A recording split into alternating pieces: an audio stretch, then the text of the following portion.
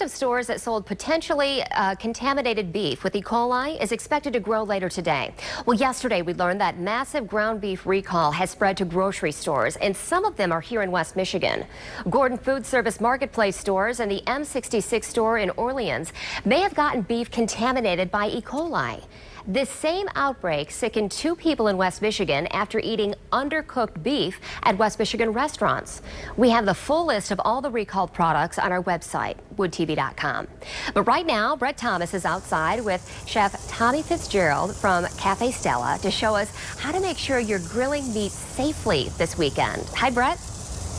Emily, beautiful weather out here this morning. Great time to cook some burgers, right? That's one thing we want to talk about because a lot of people are going to be doing that over the weekend here. One of the favorite things to cook on Memorial Day weekend besides steak would be hamburger, and hamburger's in question right now. Right, right. Tommy Fitzgerald here from Kitchen Sage and to talk a little bit about this Cafe Stella as well. So let's chat about that. Hamburger, why am I worried about that and not about steak? Well, because when you're chopping up that burger or grinding it, you're adding oxygen. And so if there's E. coli, which it's in all of us, it's in animal intestines, human intestines, it's sometimes they'll cross-contaminate. And so again, it's not your restaurant that's filthy with the E. coli break. It's the packing. Okay. It can also be the handling of the food.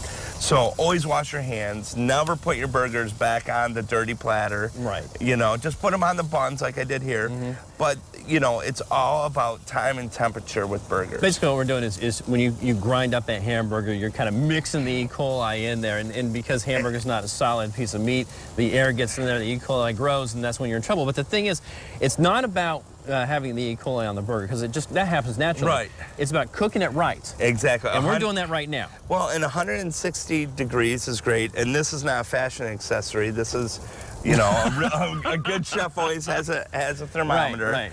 And you always just want to get up to 160. Okay. And especially with burgers, with chops, I'm cool with that because I like getting to here. That's still heading up there. So and it's where you put it in too.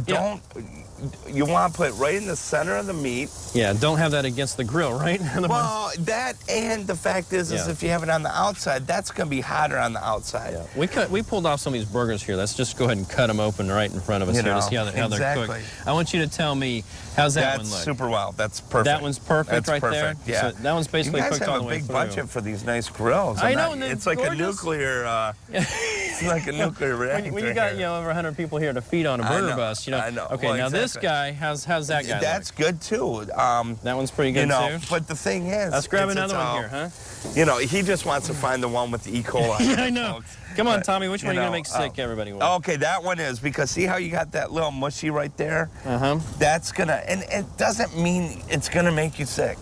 Okay. You know, there's no guarantees in life. The bottom line is if there's E. coli in that packaging plant, if there's an outbreak in there.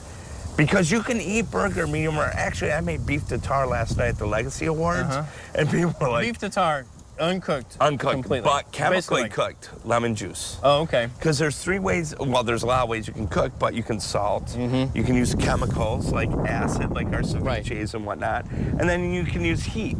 So the bottom line is killing that bacteria, and you can do that many ways. You have some suggestions there, but I want to get to one other thing here real quick. When you go to a restaurant, when you're not eating in your own restaurant, you have them cook it what, medium well? You know what? I'm a risk taker, folks. I like a medium rare burger because I don't like everything cooked to death. Yeah. But you know what? Here's a trick for you folks at home that really like that medium rare to rare. Squeeze a little lemon juice in your burger when you mix it up, because that lemon juice has enough acid in there to actually start cooking that meat. And you can tell by the way it starts turning gray, just like when you cook a burger and it gets gray. So if you like your burgers rare at home or medium rare, and you want to be on the safe side and you don't want to live risky like Chef Tommy, yeah, seriously, like I go to Stella's and Emily cringes because I'm like rare, medium rare, because they always get really good meat. Now then, I think that a lot of people are concerned where you get your meat, and sometimes things happen. Yeah, well, I mean, they are going to happen that way. And one thing that just happened here is we ran out of time. Right. I really appreciate you. Oh, imagine that, folks. I talk too much on TV. So I know that's the one risk you have when you have Tommy Fitzgerald on your show. You're going to eat up the whole show. All right, we really appreciate you coming in here and showing us some of these hamburger here and talking about this because it's a really important topic. A lot of people are going to be cooking over the weekend here. You know why? Because the weather's going to be spectacular. And it's Memorial Day, and thank you, vets. Oh, no doubt. Thank you, vets. Do not forget you. Thank you for reminding me of that. Oh, yeah, that's the reason for the season. Yeah, exactly. That's the reason for the weekend. Do not forget that. We're going to be checking in with Terry to look at your weather right after this.